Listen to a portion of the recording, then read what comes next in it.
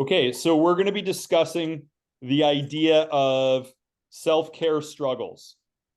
So, not really making ourselves the priority and not really taking care of ourselves the best way we could, and then experiencing all of the stress and challenges that might come along with that. And especially those who are really good at taking care of everyone else, but not really taking care of themselves. So one of the best ways to do this is I'm going to give you all a hypothetical situation, and then we're going to take it through the game changer questions and see what kind of wisdom we can collectively come up with in order to best address this type of an issue. So here's the situation. I want you to imagine you're good friends with Sharon, a 30-year-old fitness trainer. She's a very compassionate and understanding person towards all of her clients, coworkers, and her 3-year-old daughter, but she isn't so nice on herself. She understands the problem intellectually, okay, but the words become a substitute for action and no real progress is ever made because of a lack of follow through, right? When you make further suggestions, she says, "Oh, I tried that already," or "That'll never work." And then she could be so much more if she had a higher degree of self-kindness and self-compassion. Okay? So that is the situation right there. Now, what we're going to do is we're going to first of all go into what's good about this. And now when we're answering what's good about this, if you want, you can use any of the 7 prompter questions in order to help you come up with some of your answers on what's good about this. Okay? So starting off with what's good about this, Joel, do you have any thoughts? What is good about this situation? Um,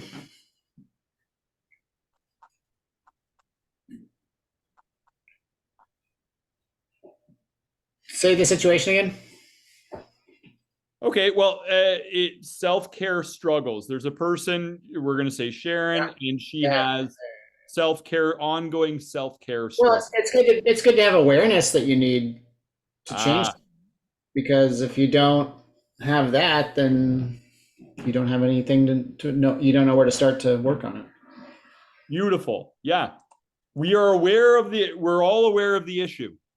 Yeah. Like, that's something good about this situation. We are all aware of the issue. Colby, any thoughts? What's good about this?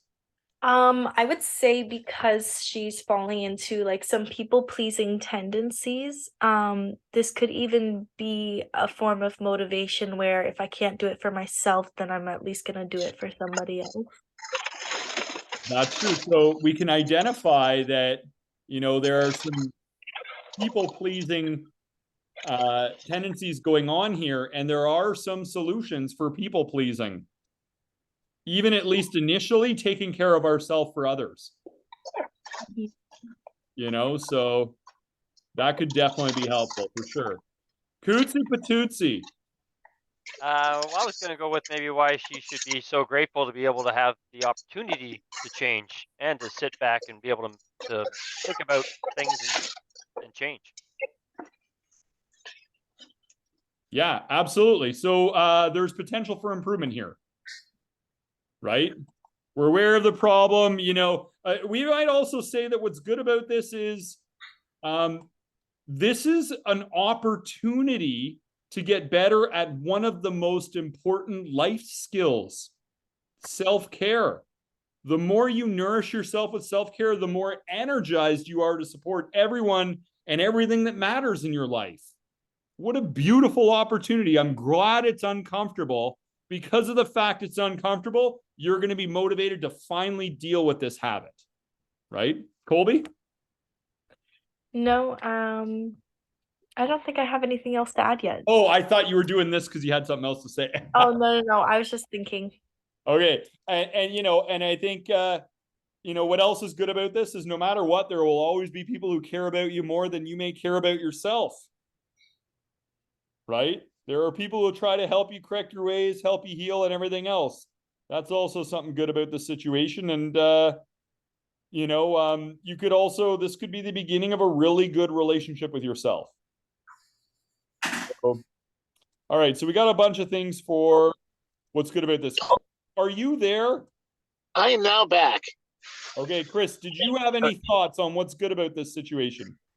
I think what's good about this situation is you have to also focus on the quality of self-care that you're giving.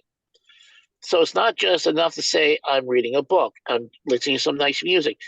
How is that affecting you? Is that making you more powerful, or is it just making you more comfortable? So looking at the quality of self-care you're administering to yourself and how it's influencing you is also a critical element of self-care that I don't know is being talked about. It's usually something soft, fluffy, relaxing, and those things, recovery, those things are important, absolutely. But making sure that it's pushing you in the right direction that you need to be going in at the time. Mm-hmm. Excellent, excellent. So anyone else have any other thoughts on what's good about this? I always kind of like the how it could be a lot worse, right? In terms of seeing it from a good angle, because sometimes when you do get stuck, you just think, "Oh, how could this be worse?" And then you work backwards. Yeah, it could be a lot worse. You could be, in this story, she's like 30, but this could be finally at age 70, you're realizing I've got a whole lifetime of this pattern. At least I found out sooner rather than later. It's not as bad as it seems. I'm still alive. I don't have any major issues right now. So I haven't sabotaged my health to a degree I can't turn it around. I think another good thing is what help and resources are available to me. Prompter number 3. The world literally has so many proven solutions to this exact type of problem. There are so many proven solutions to this exact self-care struggles. There's a lot going on under the surface, and we can get clarity on all of it. And we'll move on to that with what can be learned next.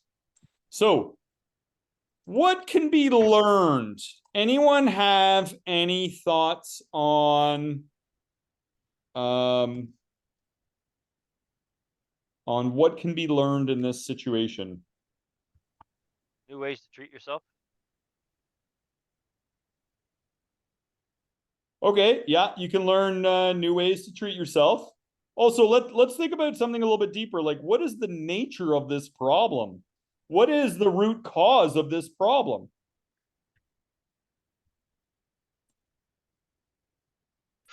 Usually I'm the root cause of that problem. Indirectly, yeah, for sure. We're responsible, right? But we're also responsible for fixing it as well. Yeah. And you can fix that by, what self-care you choose, when you choose it, and how that's affecting you and how it affects others. You may include other people with your self-care. Mm-hmm. So that's another type of choice that you can make. And as you're choosing these things, you're adding flexibility and options to your self-care that are not normally there. Again, when I hear the word self-care, I think it's like you on your own with doing one good thing for yourself, for 45 minutes, and that's it. But you can do multiple things. You can do hard things as well. When I go to the gym and train in this new way, it is difficult, but it is a lot more self-care than I've been giving myself doing my regular exercise routine. Not because of the level of it, but because how I feel after it. Okay.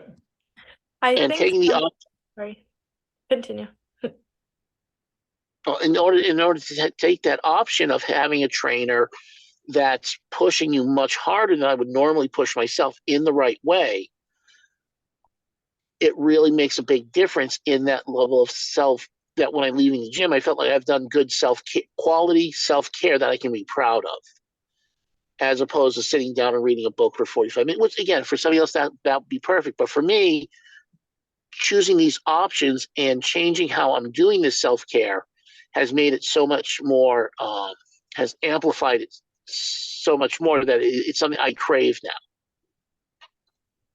Yep. No objections there, right?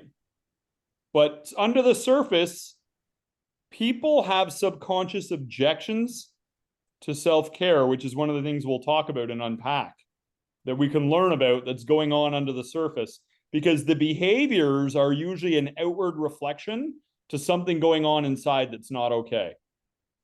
And there's some very specific ones. Colby, did you have something you wanted to say? Yeah, I was gonna say something that can be learned is discovering different things that can uplift you, whether that be mentally, spiritually, physically. You know, sometimes there can be certain activities or things that we like to do as self-care that we don't even discover till like late adulthood. And it's like, wow, I didn't realize how fulfilling this is, or how this actually gives me a lot of energy and motivation, or this really fills me up, right? So trying different things and learning what you like, what uplifts you, what motivates you, that sort of thing. Yeah, absolutely. Absolutely. So we can learn what's going to work best for us there, right? Now, this is a category that I've coached countless people through for many years. And so I've gone through the gauntlet of questions on this one many times. So I'm going to give everyone some shortcuts on this. Under the surface, if there is somebody who has self-care struggles, there's a number of reasons why. One, do they think that they don't deserve any better? Sometimes they have that thought that they don't deserve any better. And no matter how much you give them practical solutions and inspiring solutions for self-care, they're just not going to follow through on it. The reason is that they fundamentally don't accept themselves. And the reason for that is a screwed up self-acceptance rule that's going on under the surface. It might be like, they might think that in order to accept myself, everything needs to be perfect. You know, in order to accept myself, I need to make sure that as a parent, my kid is always happy. Like sometimes they have these unfair rules on self-acceptance, and we need to bring this stuff to the surface so we can apply a corrective of perspective. You know, the less that we feel that we deserve compassion, the more compassion we deserve in order to heal and do better. How can we be a force for good and do what we're supposed to do in this life if we're deficient in self-care and self-compassion? You know, it's what we need to do our job, just like a car needs fuel. So we first need to get people to agree it's a good idea that they do deserve self-care. Because if that objection is going on under the surface and most people don't know they got that objection, then this is a very tough battle to win. Another thing people get, especially caregivers, is they have this idea that others need it more. So they're so busy giving to everyone else that they're not really prioritizing their own self-care. But what's the empowering truth here? The empowering truth is we can help others better if we help ourselves first, if we renew and refresh ourselves. And then we don't build resentment because we're always saying yes to everybody and we're depleting ourselves. Mm-hmm. You know? And because the problem is if we set an example of lack of self-care, just giving to everyone else without caring for ourselves, other people who are impressionable pick up on that example and you spread the disease to them, right? You could spread it to your kids, right? Hey, this is how you live your life. You're not important. Just give everything you can to everyone else and don't prioritize yourself. That's the unspoken message. Some people think that self-kindness and self-compassion will make them weak or lazy. So they are constantly beating themselves up in their head. They think this is how you get motivated, right? Using self-criticism. You know, but the truth is that self-criticism is only a good short-term motivator. It drains us in the end. It's like cheap fuel. Self-compassion gives us more enduring strength and fuel, right? Some people think self-compassion and self-care isn't necessary. We should just accept how things are. It's kind of like a woke attitude. Like, you don't need to do that. Just accept everything how it is, right? But the empowering truth here is that we're here to unfold our potential and self-realize. We're not here to just stay the same and fight against evolution, right? We want to work with it. True fulfillment comes from willingness to self-improve, which requires some basic self-care. So these are some of the under the surface things I'd be addressing as far as what can be learned. If somebody's struggling with self-care, I would interview this person and just say, look, do any of these apply to you? First of all, what has to happen for you to accept yourself? When people accept themselves, they start doing things that are good for themselves. Right? So those are some of the basic objections we need to get to. Another thing is, sometimes people just have weak or unclear goals in life. And so they're not really prioritizing their self-care because they don't really have a why. Why prioritize self-care? They're just living day to day, putting out fires, right? And that's why, we talked about Viktor Frankl in Man's Search for Meaning. When he was in the concentration camp, some people weren't prioritizing self-care.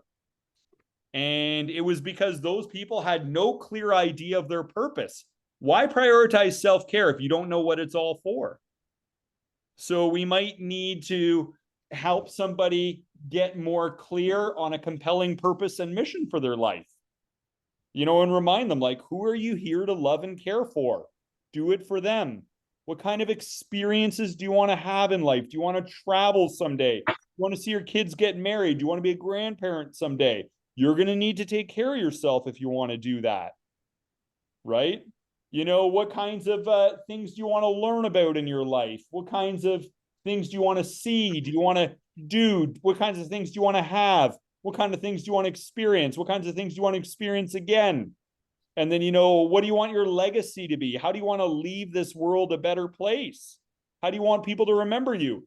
Do you want people to remember you as a living example of how to not take care of yourself and a warning sign to the rest of us? Is that going to be your legacy? Or are you here to maybe share love and wisdom and get people to believe in themselves and uplift them and stuff like that? So we might need to, upgrade our life purpose here. That might be something we would want to learn about. It'd be like, well, what's Sharon's? If I was to ask Sharon, what is your mission in life? I bet she's not going to give me a very clear and compelling answer. So a more clear and compelling why, life purpose, so that we become more motivated to take care of ourselves in order to fulfill that important purpose.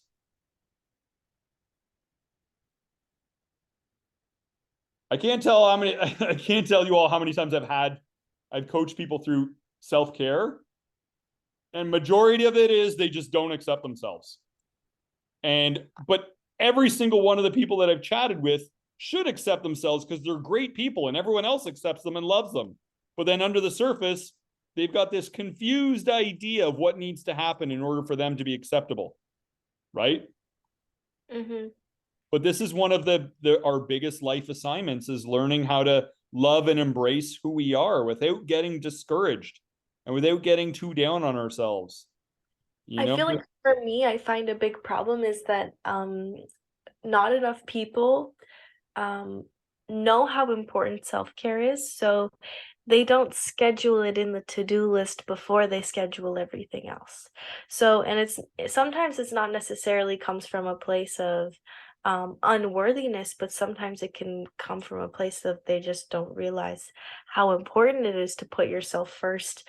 And so they fill up all the chores and to-do list first, and then that last tiny little slot gets they're too tired to do self-care, so then they end up forgetting all about it. Yeah, that's a good point. So they might need a priorities revolution. Because I might say to them, okay, what are your top 5 priorities in life? Making money, taking care of my kids, right? Like they might have a list of these things, but then we might be like, well, where's your self-maintenance here for your body vehicle? It should be in the top 5. How are you going to get around if you don't take your body vehicle for maintenance, right? Yeah. So we might want to get clear on our top 5 priorities. And if self-care isn't in the top 5, we might want to get our priorities in order. How are we going to accomplish everything else if we have a failing body vehicle? And what kind of tips would you have for people who want to know how to tell when it's time for self-care? How to tell? I'm going to let Coots answer this one because Coots is a health, fitness, and mental toughness pro. Coots. When it's time for someone to have health care or taking care of their health, normally once they start thinking about it, they're in that sort of stage of change. They're pre-contemplating making changes and feeling better. And then they might move on to actually contemplating and then, maybe asking around and seeing if this is possible. And then they move their way into an action stage. And ideally you want to get in the maintenance stage and onwards you go with self-care. Right? Typically that's how I've seen it. Mm-hmm. I was curious there. You had said a lot of people feel they don't deserve self-care, and then you said you've got to get them on board with knowing they deserve it. What would be a strategy to try and get someone like that to make them understand they deserve self-care?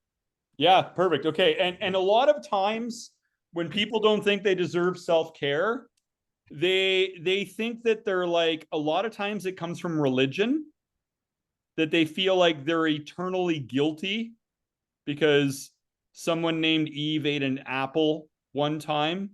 And because we're from that family lineage, like, anyway, people get really confused ideas about this. Now, what I would do is I would upgrade their self-concept. I'd say, let's talk about a better way to view yourself that would help you actually respect and value yourself. Why don't we think about this? Think about how far you've come in your life and how much more you're still capable of. Think about how you're a highly capable learner with high potential in you. Remember all the good you've done in your life and just know that you are still capable of so much more good. Remember that, you're not finished yet. You're a work in progress, and the struggle makes you stronger. Your ultimate potential is bigger than any of your problems, and your life is divinely guided, right? That there are limitless ways for you to express your goodness and love in life. I would start to get them to buy into a better self-concept. A self-concept where they can actually appreciate their soul's highest qualities, rather than identifying with and affirming limitations. I'm going to get them to affirm their soul's highest potential, right? And so in having a better view of themselves and what they're here doing and what they're capable of doing, they become more naturally inspired. You really want to create a corrective of perspective of their self-concept. How do they define themselves? For a long time, I used to define myself as a high effort learner with high potential. That was it. It worked for me for a very long time. That was my self-concept. And I'm like, I need to take care of myself because I'm a high effort learner with high potential. It's going to be exciting to see what happens next. What am I going to learn about next? How's my potential going to unfold next? Right? So change the way they look at themselves, and then they'll change the way that they treat themselves. And usually people are not good at, out of thin air, coming up with a good self-concept. I have to give them my good ideas and tell them, you pick the one you like best. Right? That generally tends to work. a self-concept cleanse would do the trick there. A good idea. Okay. 100%. I would start with that. Cool. You know, so all right, let's talk about, we really went on a tangent with what can be learned. Woo, learning. Let's talk about how we can make it better. I want to hear about the self-concept cleanse. Squirrel. Sure. Yeah, self-concept cleanse is basically the idea is I just start out.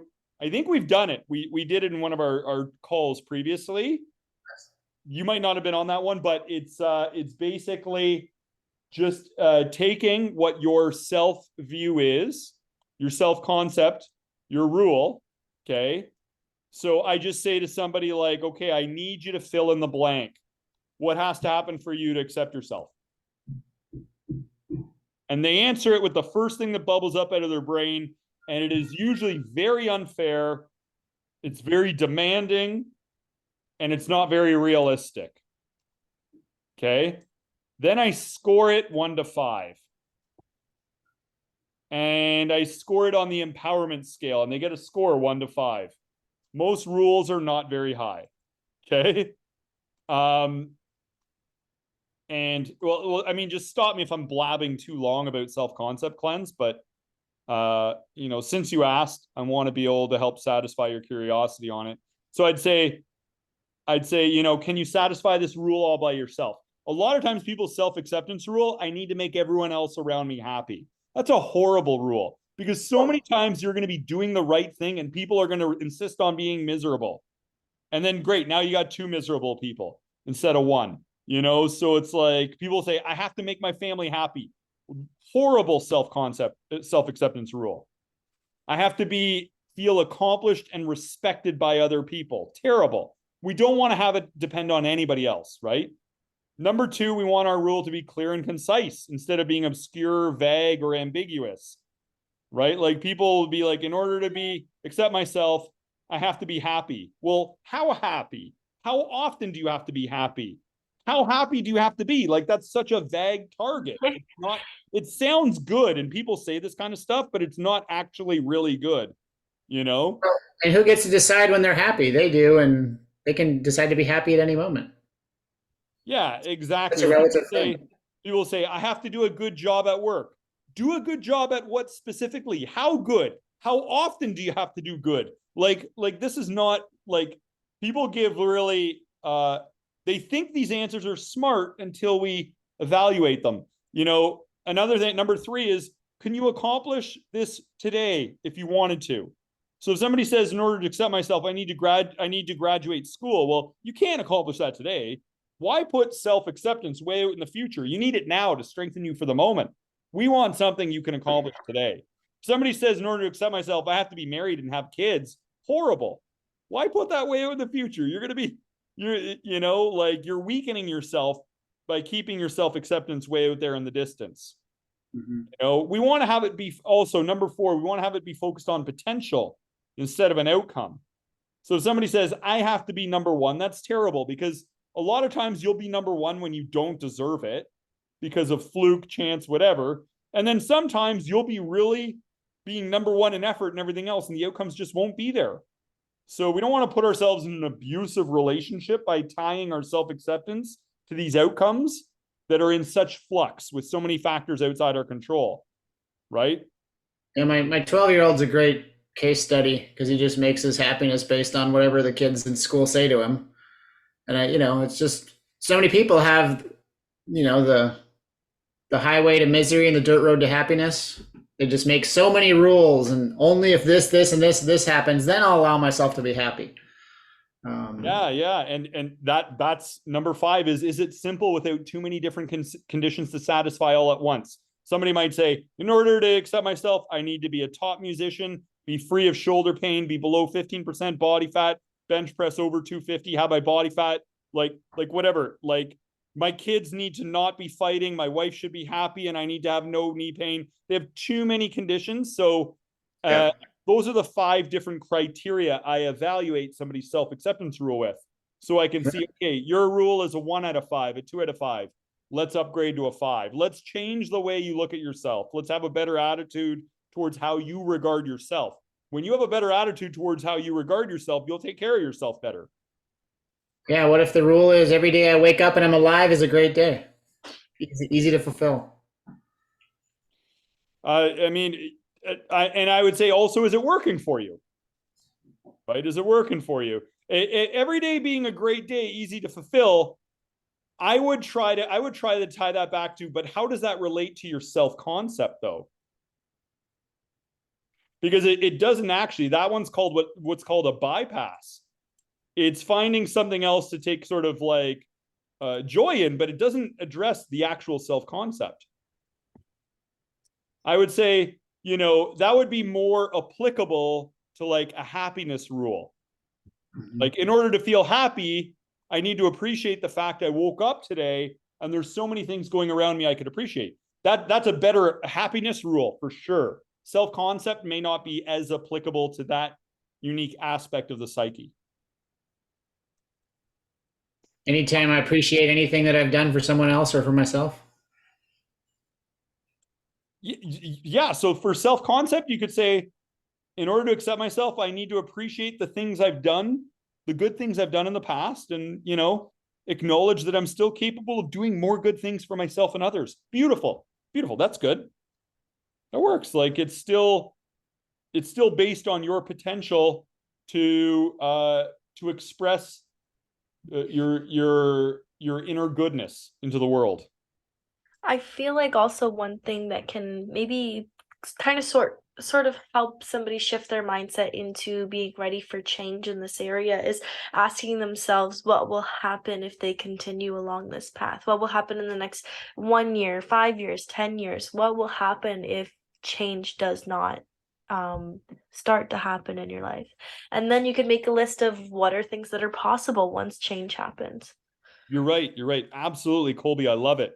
You can use pain to motivate people. I usually use the simple question: what's the worst possible outcomes for your life if things don't change? What's the worst possible outcomes for your health and your body? You know, might you become a diabetic and need to prick yourself with needles all day long? Might you have like chronic shoulder pain? Might you put on weight because you're not exercising and then feel horrible not fitting your clothes? Might you, like, I might just like really try to make the nightmare real.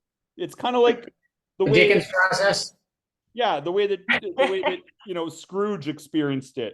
What's the pain of the past, the pain of the present, the pain of the future? It can The work. reason why that makes me smile is because I remember when I saw you at your studio years ago, I remember us having a conversation about like what motivates me, because I came to you about my knees and I told you that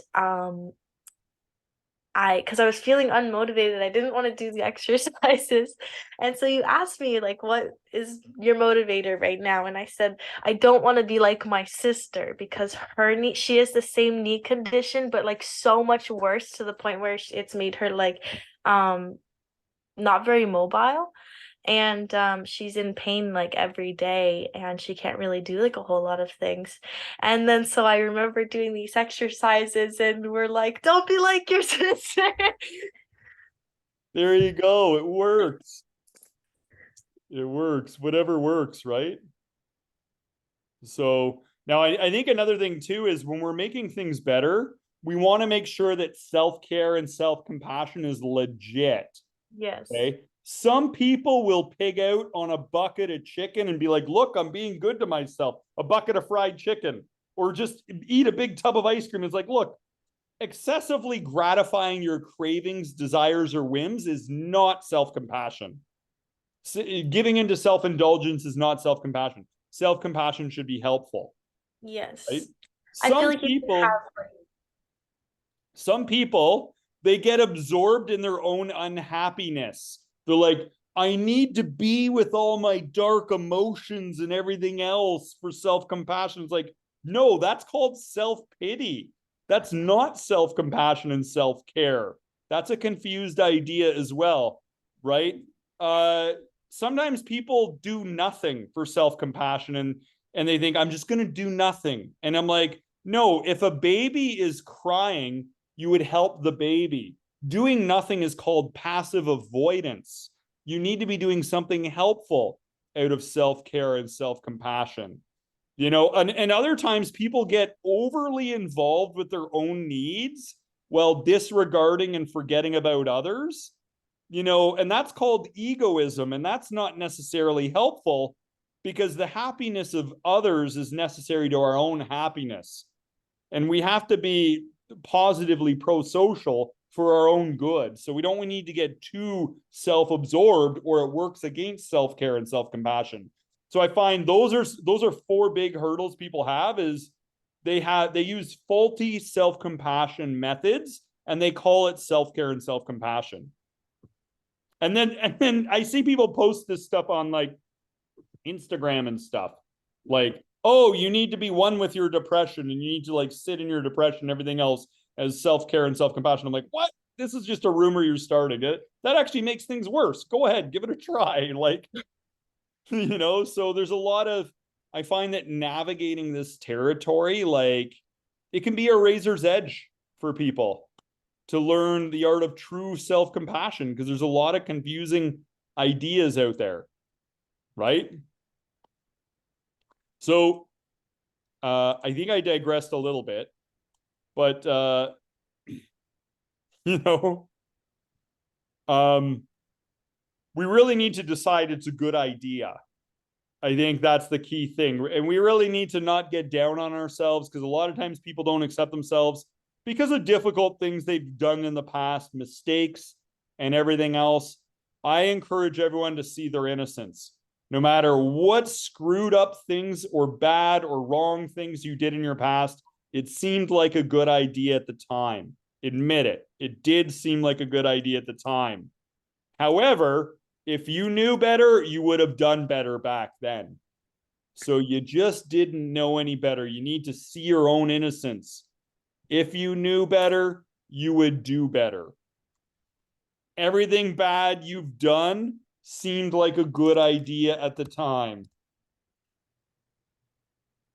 Some people argue that and they say, no, I kind of knew it was wrong, but I went ahead and did it anyways.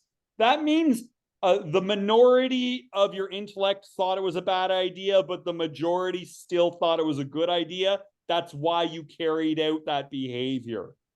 You're like, oh no, I knew it wasn't going to be good to drink vodka and whatever with my drinking buddies, but I did it anyway. It's like, you thought it was a good idea. Still, the majority of you thought it was a good idea.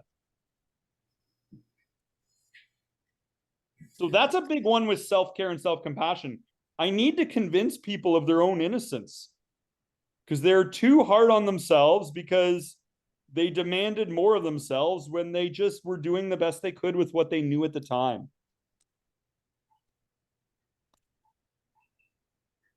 And that's a very healthy attitude to have. Otherwise, you're going to sabotage yourself. You're going to have self-loathing. We hold ourselves to really unfair high expectations. But living a human life, none of us did a PhD in how to be human before we busted out of the womb. I mean, that's like trying to learn how to fly a plane in midair. We're struggling with the controls. Of course, it hasn't been a perfect flight. How could we have known? We learned through our mistakes. So we need to be able to see our innocence, that all of the bad things we've done were experiments. They were things that we thought would make us happy. And then we realized, no, that was a terrible idea. But we shouldn't get down on ourselves. That was a successful experiment.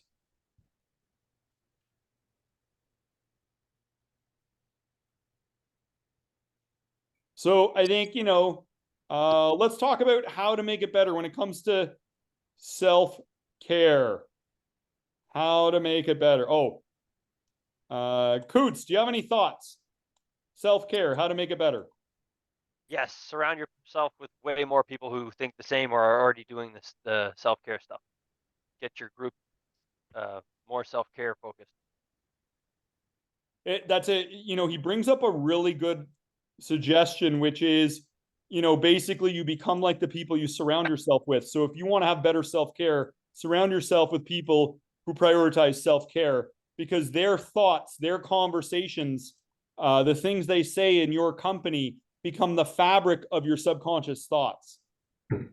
It's almost like you pick up on some of their ideas and you start to embody some of their ideals.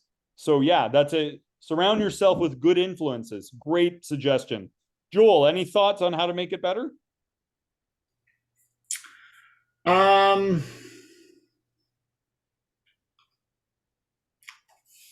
Not that hasn't been shared. That's all right. All good, man. All good. Yeah. So it's just kind of like,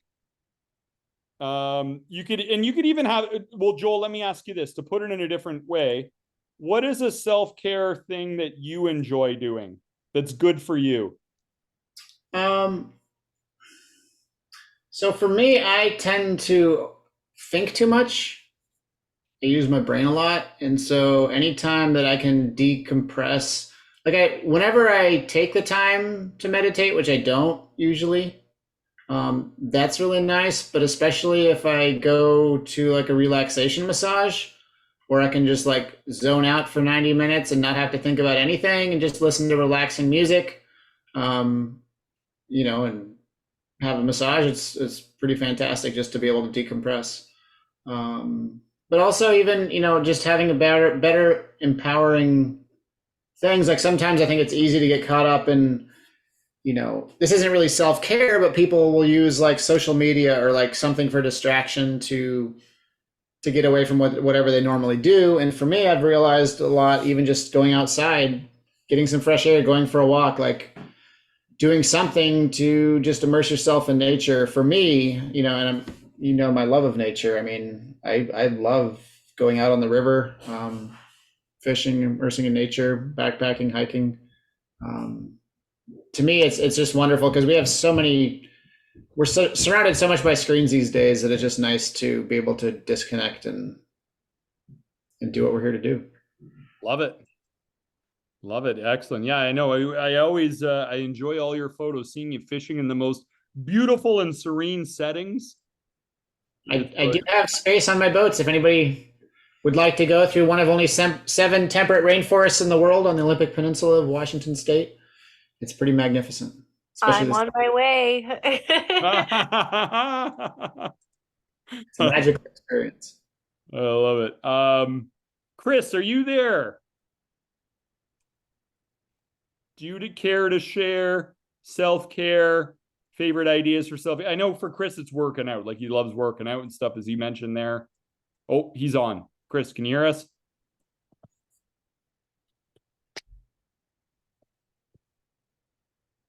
Maybe he's not here. Well, we'll let him chime in when he gets the chance. But I think, and he mentioned he's happy spending time on these calls. So probably jumping into these calls on Monday nights is something he's doing for self-care, getting, kind of like group support and group, we're all helping each other be better at living a human life, right? Colby, any of your favorite self-care strategies?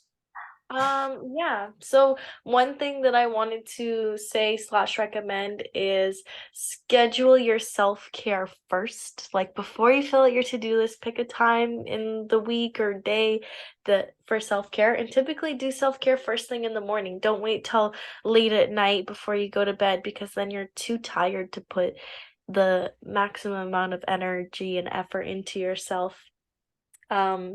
But things that I like to do for self-care, I like to journal. I journal, and so I do like 10 things I'm grateful for, 10 positive like affirmations, one thing for the day that I want to work on, my to-do list, and then any like manifestations or goals that I have for like the long-term future. I like to do that while I drink a tea. I'm a tea girl, and one thing for me is I love like a nice like refreshing shower. I'll put like, or like a bath or something, I'll put like some eucalyptus oil in it, and like use some like rejuvenating like self-care products, and I make my shower very like spiritual. So like I picture like any first I like kind of like reclaim any energy that like I've sent out or left anywhere or gave to other people. I kind of like call it back to me because sometimes I find myself feeling burnt out from spending my energy in so many places. And so I kind of just bring that back to myself and then picture like all the negative energy or things that aren't serving me kind of wash away with the water, and I like ground myself. And sometimes I'll picture myself like in a rainforest or something like that. I really like nature and reading and stuff like that, so that's what I like to do for self-care. Nice. Love it. Great suggestions. Great suggestions. So, and then you reminded me of a little graphic I have here. Let me just see here that I forgot to mention too, is sometimes I get people that are, when it comes to self-care, they don't really know what the priority should be. And this is a good model I give them. It's like, look, when it comes to, oh, where is it? Am I on the, yeah, everyone can see the sheet here. When it comes to self-care, it's kind of like, this is how you can look at it. It's kind of like first care for yourself, then family, then community, then the world. I like this.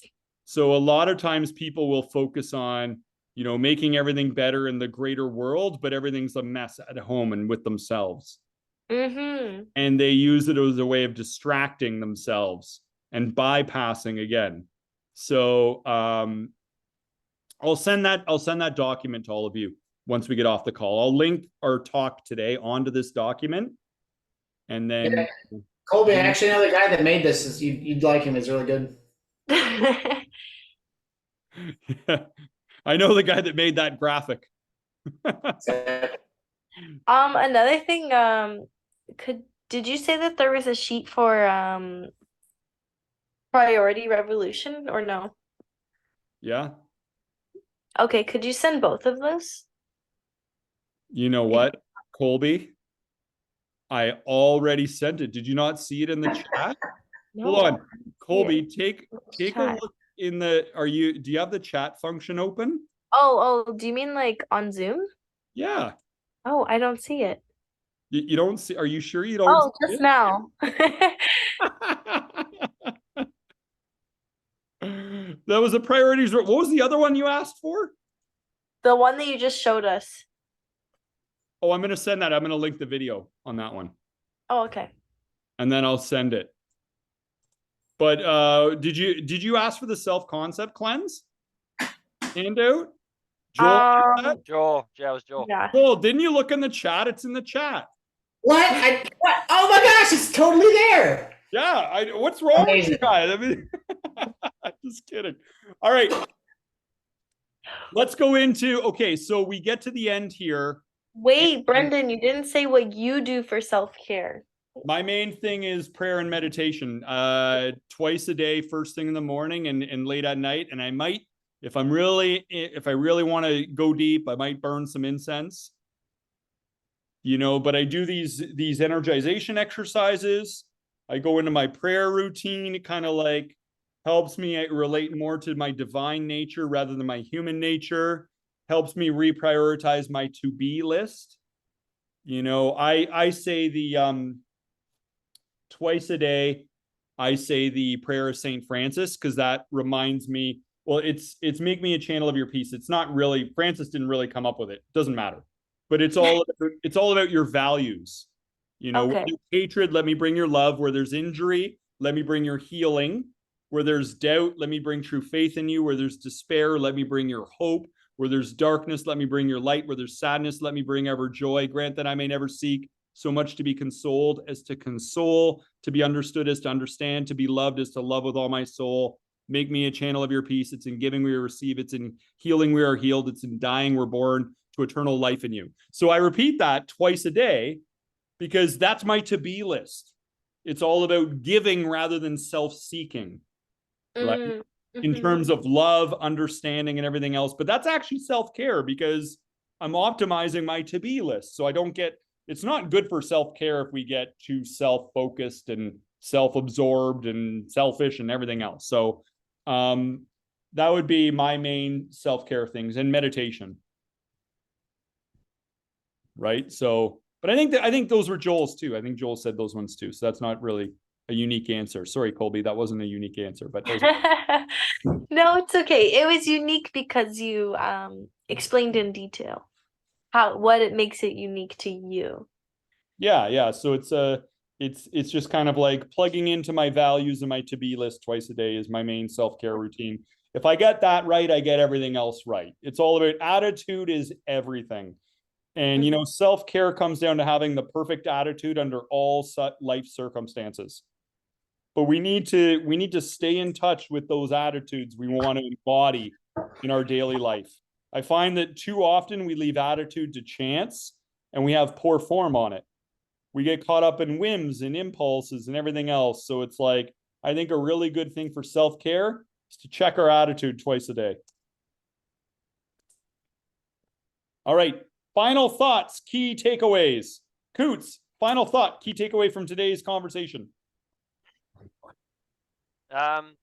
Key takeaways. I did like how we branched off as things showed up. So we talked a little bit about self-care. We go into that, and then we start getting into, self-concept cleanse, which all made relevant sense. And talk about Scrooge, and then we made our way back to some priorities and such. I really did like how, staying in the same track of self-care, we did get into some ways to also address it that may not have been, just the big three questions. Okay. I'm laughing at Joel's comment. Joel said that he thought this was my self-care. Yes. I forgot that. Yeah. You know what? Getting out in nature is another one too. 100%. 100%. That is funny. Okay. They even got the raccoon in there. You're right, Coots. So when we use those questions, what's good about this? What can be learned? How can I make it better? Those questions are portals, and they open you up to new realms of possibility and new wisdom and ways of looking at a situation. And that took us in a number of different directions, because it's not just about outward behaviors when it comes to self-care. We need to understand the underlying attitudes that are driving this behavior, because a lot of times there's some disharmonious attitudes under the surface, and we need to figure out which ones they are, right? So love it. Okay, Joel, final thoughts, key takeaways. It's just a good reminder that a lot of times, as you mentioned, especially for people that are always trying to focus on contribution or helping others, that you really gotta make sure you have a fuel in your tank before you try to help other people. And I find that true for myself too. I don't always make it a priority to do things that have intentional time. Like I'll take time to work out and do these things, but not, like I said, I'd really love to meditate more or do priming more or do things where I'm just consciously focused on gratitude or pray. Whatever kind of, takes our mind off of all the et ceteras of busyness and, centers us more into who we really are, what we're really here to do. So that's a great reminder, and just to ask great questions if you want to have a better quality of life. Yeah, and I think in a indirect way, you kind of said that if we love ourselves better, we'll be better at loving other people too. Yeah. Because those same underlying attitudes that get us to value ourselves can be reflected to others as well, for greater tolerance and compassion and acceptance of other people. If we accept ourselves, we'll be better at accepting others. Yeah. And also, just the more rules you have in life, the harder you make it to enjoy life, and the easier you make it to suffer. So I feel like suffering often comes when we just have too many expectations, especially of other people, or just that all the things have to align to allow myself to be happy. But really, we all get to decide when we want to be happy, and we could be happy as often as we like if we'd like to, because we're the ones that control it. There's nobody else that gets to. Yeah, we can just appreciate the moment if we want to. Absolutely, love it. Chris, are you there? I don't know if Chris is there. This I'm is still here. control to Major Tom. Oh, he's there. He's there. Chris, final thoughts, key takeaways from tonight. Everything was terrific. I really enjoyed this. I thought talking about self-care in this way, like I said, it was more of a deep dive into what self-care is. like you said, we're so used to the pictures on Facebook about, someone reading a book, sitting, hanging bath with candles and whatnot. It really opened my eyes about what options were out there for self-care. That self-care isn't what you're used to seeing, that it can be something different and something that can truly, that self-care can be something different and something that you actually enjoy and something that can feed your soul. Yeah, it can be different things at different times in your life journey, right? There might be a time when maintenance of the body vehicle is a top priority, because if you have an ache or a pain, it is an all-consuming distraction. We might need self-care to be more physical, corrective exercise, therapy, get out of your aches and pains. Later on, self-care might take on more of a spiritual element, right? So it may change as we change. Exactly. It evolves as we evolve. Yeah, perfect. Well said. Well said. All right. Colby, final thoughts, key takeaways? I found this conversation very useful. I feel like it flows right on theme as to what's, I guess, been consuming my thoughts and efforts as of lately. Through like reading different books and stuff, I've just done a lot of thinking about how, especially like as a woman and in living in the patriarchal world culture, I find that oftentimes we're grown up to believe that we need to take care of others and our children and the households and our men before we take care of ourselves. And I'm coming to realize that that's really not true, and that I do need to put myself first. But things that I didn't expect to talk about tonight that I think actually benefited me a lot was when we mentioned the thought of, I guess, like innocence of like, if I knew better, I would have done better. And not necessarily using that to think about myself, but also to others. I feel like thinking that can help me have forgiveness towards other people, and to be more open and accepting and loving towards other people, based off of their past or their mistakes and stuff. But then I also enjoyed just talking about like how you mentioned that self-care is a priority, like is a one of the most important life skills that you'll learn. Yeah. Excellent key takeaways there. And I love that you were able to take that attitude towards accepting ourselves and apply it to have a greater acceptance of other people, realizing that, they just were innocent because they were just blind to a better way of thinking, acting, and behaving at that time in their journey.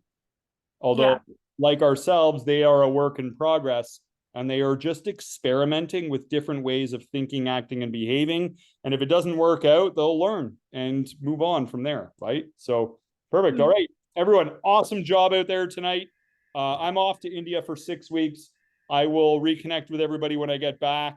So we're gonna miss you. And then share everything with the rest of you. But let's do count of 3, friends forever, fist bump, group hug, we're out.